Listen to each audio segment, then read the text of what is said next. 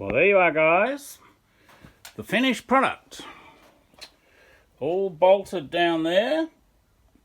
I've still yet to cut off that section out of the power takeoff cover. However, it's all bolted on now.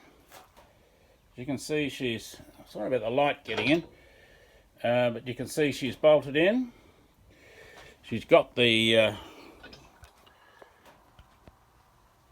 little clips that you undo. Is it focusing? I don't know if it's focusing properly. Anyway, so there we go. All done. The ROPS is on.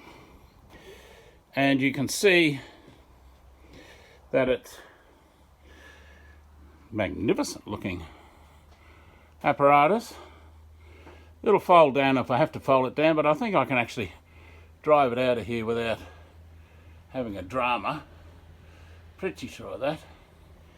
But she's all done. And now this little Kubota B6100 four-wheel drive diesel is a lot safer. So I'm pretty pleased with that. And as you remember from the last video, I'm going to cut out a section out of here, just taking this back into Sydney to a workshop, get that cut out, then be able to fit it back on, and then I'll be in business. So from the Timberdell farm, Olive Grove,